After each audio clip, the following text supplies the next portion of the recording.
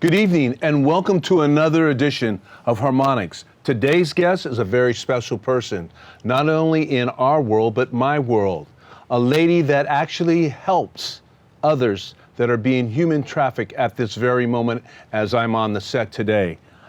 She has and she belongs and she does New Day for Children. Today's guest is none other than Kathy Wilson. Kathy Wilson, welcome to my show. Thank you, Gregory. So glad to be here. I am so happy that you're here. You're an inspiration to me the first time I heard you speak, and I'm glad you're here. Tell me a little bit about New Day for Children and how it all started. So New Day for Children started 11 years ago, just realizing a large group of people in the Bay Area and mostly the Oakland, I'd say Oakland, San Leandro, well, this area, right where we are, learned about sex trafficking of children, and that it's going on all around us in our own backyard, in our midst, not just overseas, not a third world issue, and that very little is being done in our country to address it and to help these kids that are being victimized. And so we saw a need and we knew it needed to be filled. So this was 11 years ago, and we basically started from nothing. It's been kind of a series of miracles all along. We've had a really good friend in the DA's office in Alameda County, DA Nancy O'Malley and Charmaine Bach, who they started the HEAT unit right here, Human Exploitation and Trafficking, a dedicated unit, which has been a model for the entire country to have these units in law enforcement specifically focused on child trafficking. So we had support from them and all sorts of other wonderful people in the community, churches, Rotary clubs, Kiwanis, people such as yourself. And that's how we got it off the ground, was really a grassroots community endeavor, because we were birthed out of Oakland.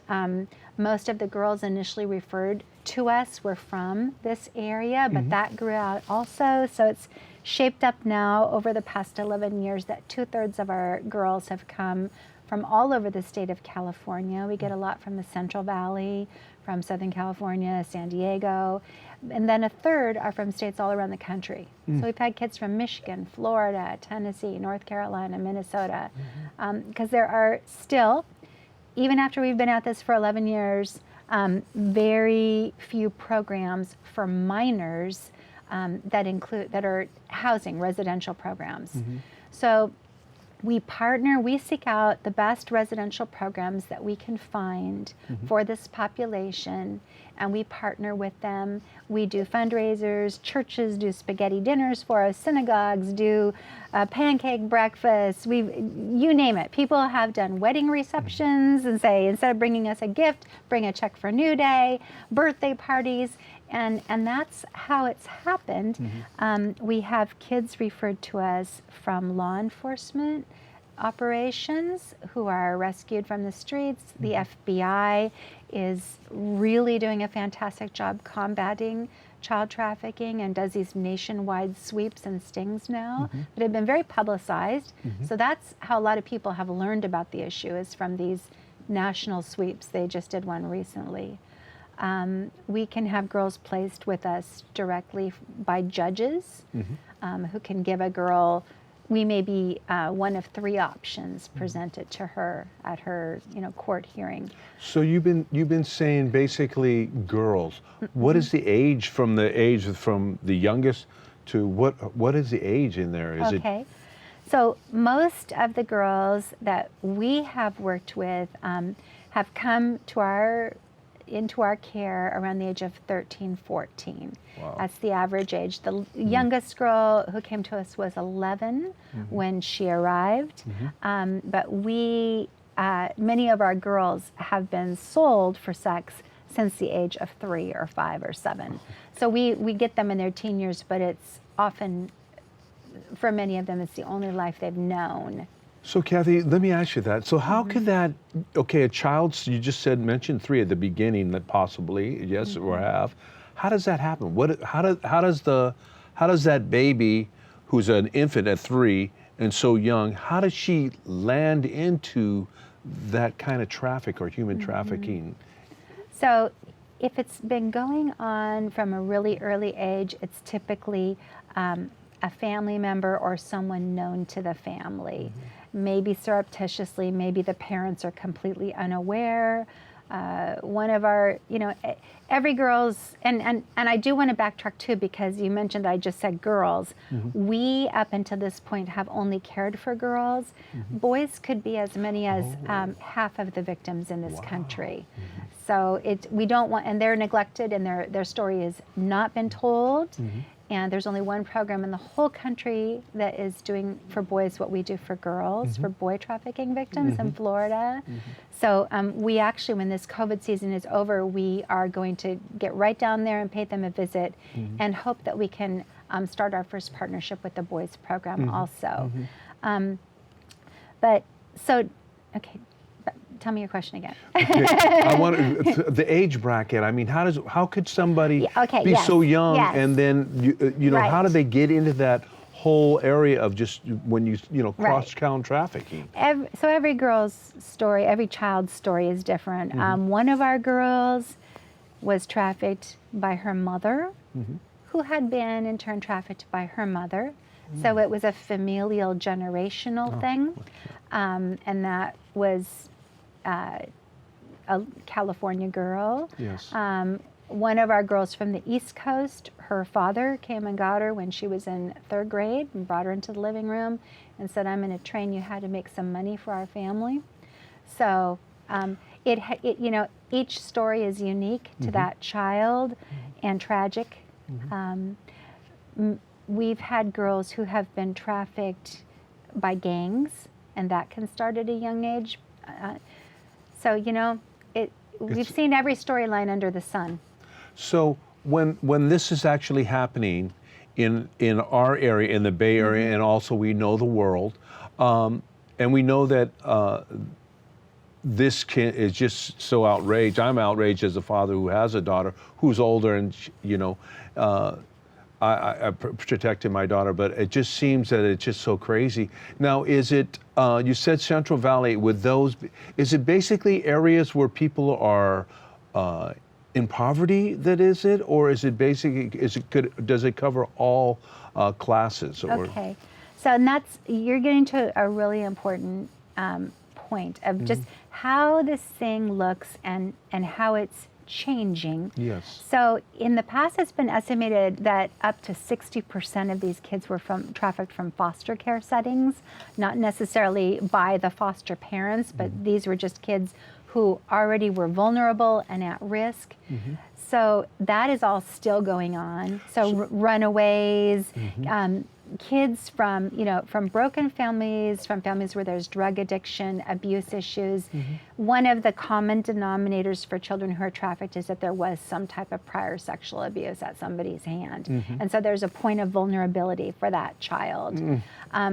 So poverty does play into it, but increasingly it's anybody and everybody, and that's because of the little gadgets that we all carry around in our pockets and our purses, our phones. Yes. So our kids are very tech savvy and growing up with all this. And so we all now have just at our fingertips the ability for great help and, usefulness and also survival. Yes, and also great harm. So technology is not always the friend of our children. This is true. And so most of the girls that we've cared for, over 90 girls now in the past 11 years, and the average stay with us is 15 months. But we've had some kids that we've worked with for now going on 6 years. So when you said that, that's interesting. So they have a little longevity with you. Are they, since they've been abused, do you have any success stories where the person has moved on to a better life? Oh, absolutely. Good. So, and I was, if I can just finish up the last Sure. thought. So it's all still happening the way it always has with the most at-risk and vulnerable kids, street kids, and kids who have vulnerabilities in one way or another. But the change with technology is that anyone can now come into your living room. And so kids in the past from intact, very healthy families, from affluent areas, from small towns, where this would not have been in the picture in the past unless Yes. it was like an abduction, like of Elizabeth Smart, something like that. Yes. And she actually spoke at our brunch this Oh, last year. really? She's a wonderful person and is a real advocate for victimized kids.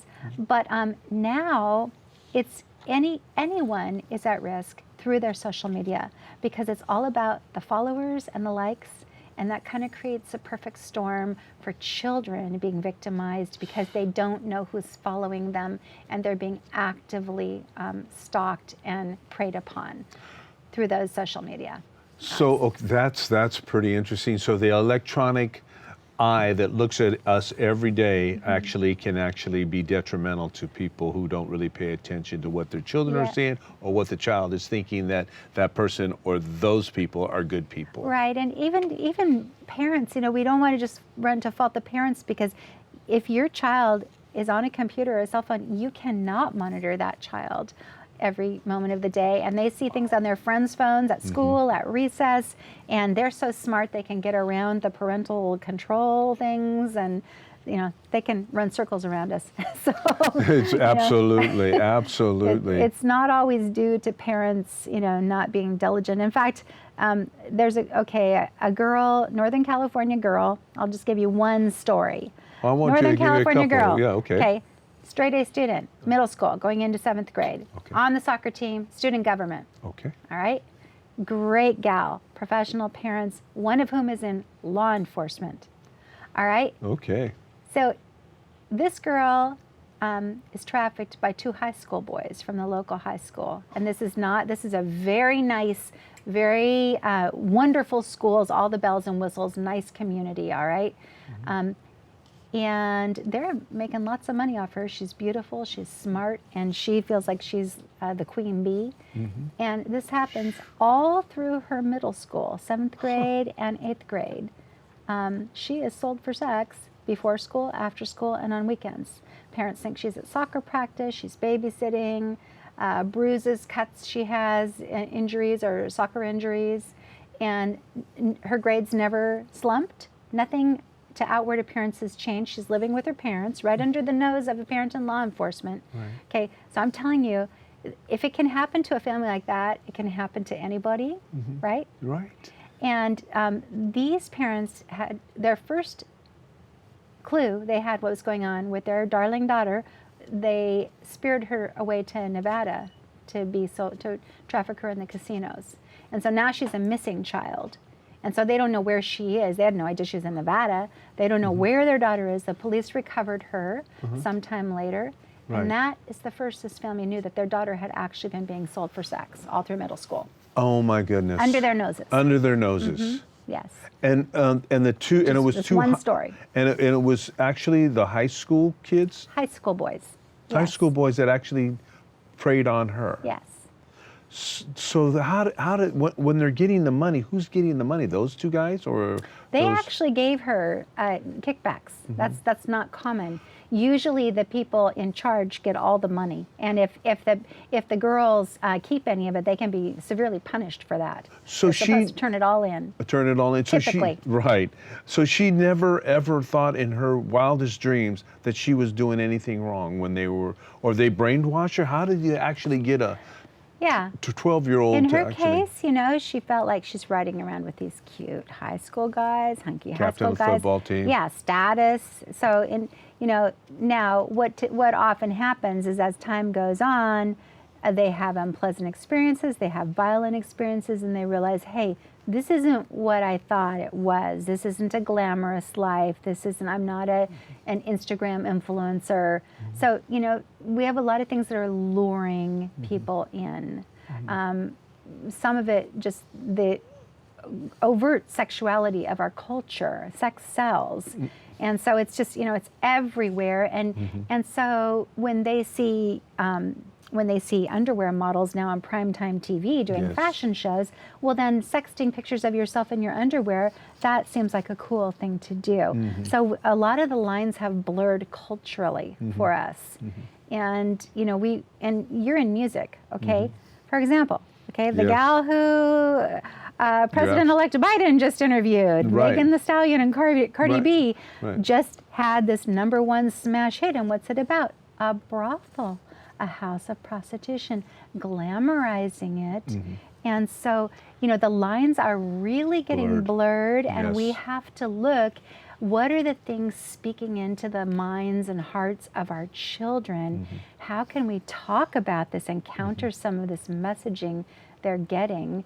Because it's more than they have the context or the maturity to handle.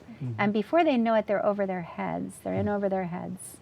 So how do you think, okay, so the lines are very blurry, and we all know that's, that how our culture is, sex does sell. You have to be beautiful anytime you walk out the door or anything. How do you go about this to make a person healthier and understand what she's doing is not right? How do you guys do that? Is it obviously you have therapy classes, or? We do. And so you asked, you know, do any of our girls get out of it? Do they go on to be successful? So yes, absolutely, most of them. So 80 to 85% of the kids that come to us get out of what's called the life and stay out of it. And that's an unheard of statistic, and it shows the need for more programs like ours that give these kids a time and space away, time to heal, time to unpack their baggage, work with a therapist, peel back the layers. You know, there are stages they have to work through, just like in grieving, of denial and anger, and you know, it takes time. We give them the gift of time, and yeah, therapy is a big part of it. We assess them academically. We get them back on track, and you know, individualized programs like a homeschool kind of a model. They have some small group, you know, class instruction typically as well. Some of them have never been out of school and are doing great grade-wise. Some of them haven't been in school for years. So you know, each one again is unique and different, but most of our girls have gotten out of it. Our first priority is, if there is a family for them to return to, that if the family wasn't victimizing them, then we want that family to be unified and healed, and help them work through what does it look like for their daughter to make a successful re-entry and not fall back into this life. And we've even helped a family relocate out of state because it wasn't safe for their daughter to, you know, to come back to the area where she was trafficked by a gang. But we've had girls graduate from college. We have 2 of our graduates are now working with us, helping us with projects and media and technology, all the things they're better at than we are. And so yes, some of our girls are married, mothers, beautiful, back in high school, graduating high school. So you have many success stories. Yes. So let's go West Coast to East Coast, North and South in the United States. How many children are being trafficked throughout the United States, you would say, estimate? And you know, you will hear numbers all over the map. It depends on who's gathering the data. So the National Human Trafficking Hotline keeps statistics, but that's based on the number of calls that they get. And so that's more of a low figure. I think in the hundreds of thousands of kids at risk of this happening to them is a conservative way to frame it. But I think the numbers, I think the higher numbers are much more accurate, because most people don't call the human trafficking hotline, especially children. It's more adult callers. And these are anywhere you have a dark corner, or a dark room, a freeway, a motel, this can happen and does happen. And so most of it is just flying under the radar.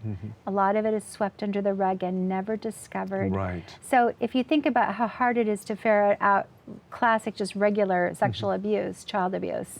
This is child abuse taken to its furthest, extreme, really. It comes down to, it's a human heart condition. and we can appeal to the better angels, Yes, of all of us. The more positive people. So Yeah. what came to light too, as you know, it was very newsworthy. It was headlines. Epstein. So he was basically a trafficker. Yes. For the elite or whatever. He Right. was just a very terrible, ugly person that did things to young girls and giving them $200 or whatever. So he would be like that, wouldn't he? Yes. And so, and again, our girls have come from, we've taken care of every ethnicity of child, from every small town, from suburbs, inner cities, every socioeconomic level. Some of our girls have been from very wealthy families. We had a girl whose parents were both professors in the UC system. So, I mean, it just like all over the map. And same with the people who are the purchasers, who are mostly men. But it's high and low. So we've had girls who've been taken to serve as migrant workers in the fields. Oh, terrible. So we've had girls flown out to penthouses in New York. So there are quote unquote safe houses. You could have a house look squeaky clean on the neighborhood, you know, and where it can happen that they price it 30-minute intervals, $15, or excuse me, 15-minute intervals, $30. So that's a price point anyone can afford. So the sad thing is that the purchasers, who they call the Johns, which I hate because I have a lot of people I love named John. I should understand. There's an apostle named John too. The purchasers come from every walk of life, blue collar, white collar, every ethnicity. So there's not just one culpable group here. And it's also not a bad male against good female issue. To frame it that way is a mistake, because even though most of the buyers of sex worldwide are men, a lot of women are in on the money-making side. Our first child was sold to a female brothel owner in Mexico, and she was a California girl, a foster child, kidnapped at the age of 10, walking to school, drugged, taken to Mexico, and sold to a monster female who kept her locked in this brothel for 4 years until the FBI rescued her. Story. So that was our first little girl, and she'll always kind of, be a stand-in or representative to me of just all these kids, a little foster child, and this is her life. She's already had the trauma of, being abused by her mother and separated, and now she has this happen to her, and thousands of unspeakable encounters in those 4 years in that brothel, and she survived. And so the human spirit, amazes me. We are resilient, and we can be healed. Not that these things don't leave a huge scar, huge mark, but one of the big things we like to convey to our girls is you are not the sum of the worst things that ever happened to you. That does not just define you.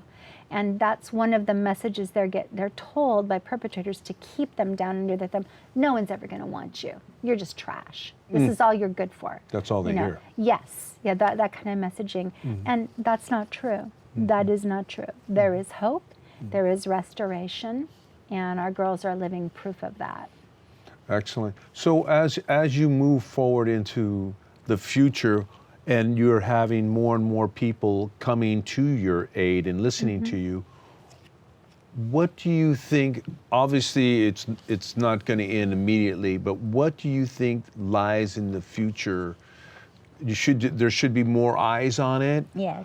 More money in it to help these children. More everything. Okay, that's More what I want to police officers, more law enforcement. We need more manpower out there searching out. This takes a lot of labor and commitment, and dedicated peace officers, law enforcement officers are knocking themselves silly trying to help these kids and doing a great job. So, and that takes money and manpower to do that. So when you know about this issue, about human trafficking, just be careful. Be careful how you go about trying to make things better. We do need to always be trying to reinvent the wheel and make things better, but we also want to recognize the great good that is being done and the people that are being helped, and yes, more eyes, more awareness in the community, because one of the big things we've heard over and over, people don't want to hear it. The yuck factor of this topic is just way high. Right. And so it's intrusive, it's disrupting, and so there can be a thing, I want to fortress myself off with my family, just watch movies and chill and have pizza and let other people take care of this awful stuff, and it's not going to touch us. Right. These are our kids. We have to get a fire in our belly about it, like you did, and you're wearing our butterfly that we gave out at our event. I am telling you, it's you inspired me. Yeah, I'm an advocate. And that's why I had to have you. Right after you talked, that's why I walked up to you. I just said, you know what, I have a television show, and you just sparked something in me, and I think that next year I'd like you to come back again and just talk. I would love to come back. Maybe bring one of our girls. Bring one of the girls, and because I believe that it should be told. The story should be told. You yourself are an angel. No. No, Gregory, but thank you. But let me just give a caveat there, because when I say bring one of our girls, my number one thing I want our girls to do is to guard their stories carefully. Don't put it out there unless you want to be a survivor advocate, because now people are cruel. Things are out on the internet and they're there forever. So we don't want to re-exploit our girls. Right. Their stories are their own. Right. But we do have some girls who have made the determination as they've gotten older, you know what, I want to be a survivor advocate. And those are real leaders in the anti-trafficking movement. Wow. So it would be a girl like that who wants to share her own story. Well, thank you today for coming on the show. It's been real inspiring, really informative. I'd like you to look into the camera, and I'd like to thank Kathy Wilson for being here, for sharing these stories, keeping us all informed of what actually is going in our Bay Area. Am I correct? Oh, absolutely. California is probably the #1 state in the country for human trafficking. California, Florida, Georgia, New York, Nevada, those are top states. But the Bay Area is a major hub for the entire country. Yes, right here. This is ours to tend to. Oh my goodness. So I want to thank her so much. Thank you, Kathy, for coming, and I want you to come back. Her place is called The New Day for Children. It is a new day, and I hope this helps all of us to recognize that our youth are so important. Not only girls, but also she brought up the case of also young boys. So this has been a very special edition of Harmonics. I want to thank you for watching, and watch us on Facebook, Harmonics with Gregory Correa. Our podcast with Gregory Correa, which is Harmonics. I'd like to thank my producers for actually having Kathy to actually come and agree with what we were going to do today. I'd like to thank all of you, and what we normally do, we always either give a kiss out to our audience and say peace. Oh, I love that. So here we go. We're going to give everybody a little kiss. Love you all, and God bless you. Be safe. Peace and love. Thank you. You're welcome.